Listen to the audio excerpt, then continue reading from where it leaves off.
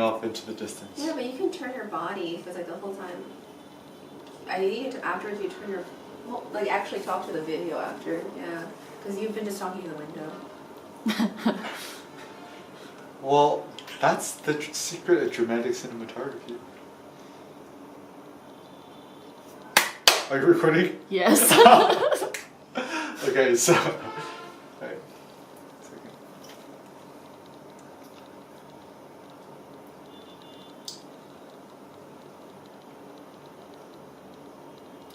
So friends, in this video I want to share with you a little bit about the concept of Stoicism and photography and how this fits into this whole philosophy of photolosophy. Stoicism was an ancient philosophy that was probably the most practical. It started about 2,000 to 4,000 years ago. The major proponents were Seneca, Epictetus, and Marcus Aurelius.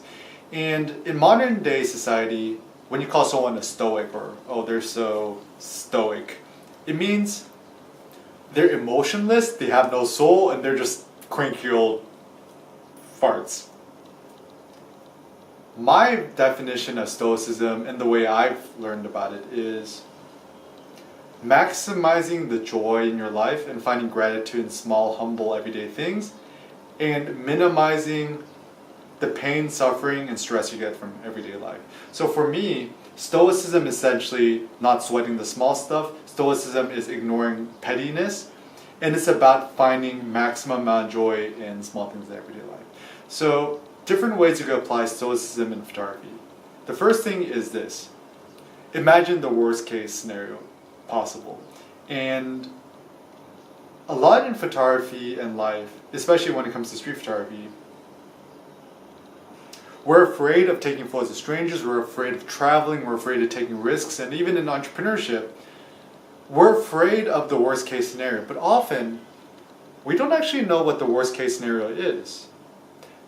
In street photography, the worst case scenario is often people will just yell at you or just call you a creep or threaten to call the cops. But in reality, that it almost never happens, and it's actually not that big of a deal if that happens. Also, one thing to recognize is in Stoicism, there's this concept called Memento Mori. The concept that always remembering that you might die, and knowing that you might die, how can you live the most happy, prolific life possible? And once again, this goes back to photographing your loved ones. It goes back to not wasting your time on things which you don't find important. And so, even combining this to photography, are you going to care about how many Instagram followers you have when you're on your deathbed at age 90? And I also find that one of the best ways to find more purpose and meaning in your photography is spending more time to disconnect from the internet. So by spending less time on the internet and worrying about how many likes or followers or shares we get on our photos, we really focus on making photos for ourselves and thinking of ourselves 90 years old on our deathbed. What are the photos that I'm going to make that are really going to give me some sort of meaning or purpose in photography? And also recognize too is that Stoicism is a way we can stay positive and motivated in the sense that when life gets you down, how can you use photography as a tool to empower you to get you right back on your feet? So for example, let's say you lost a loved one. So your grandfather passes away, your parents pass away, and so forth. After my grandfather passed away and I started making photos, even though it was really sad that my grandfather passed away, I almost used that as a stimulus to find more gratitude and more gratefulness in life to photograph my loved ones who are still alive. And even for a lot of people who suffer from depression, photography is actually a really good way for you to find more joy in your everyday life and to push yourself outside your comfort zone, to interact more with strangers, to have the confidence to travel, to realize that your life is short. Why not pursue things which you find interesting and meaningful? And so, if you've ever had a photographic project or a concept that you wanted to do before you die, this is called the regret minimization framework, is that as a photographer in your life, just try to minimize regrets as much as possible. And I do think that it's actually very important for you to follow your passions in your photography and to set practical goals for yourself and seek to try to accomplish these goals. So for example, let's say your goal is to publish your own book.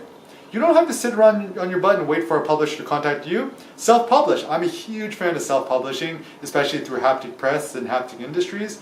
We've been able to self-publish PDF, digital books. We've been talking to local printers in our own neighborhood in California, sending them over InDesign or PDF files to have them print out small books.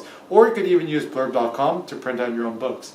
So recognize that you have the power in your own hands to take control of your own photographic fate. If you want to have an exhibition, you don't need a fancy exhibition. You could just go to a local coffee shop, offer to put up some photos for free. And realize that photography is a way to empower you in your life, to find more confidence in your life. Even one thing I've been doing to find more confidence in myself and to become stronger as a photographer, going to the gym, working at the gym, getting my swell on, and talking to people at the gym and doing a photography project at the people at the gym, photographing power lifters, photographing bodybuilders. So recognize that photography, Stoicism is a very good overlap. And what I would recommend for you to do is figure out photography. So what I'd suggest for you to do as a photographer. So what I recommend for you as a photographer is, if you want to learn more about the crossover between photography and philosophy, study Letters from a Stoic from Seneca, study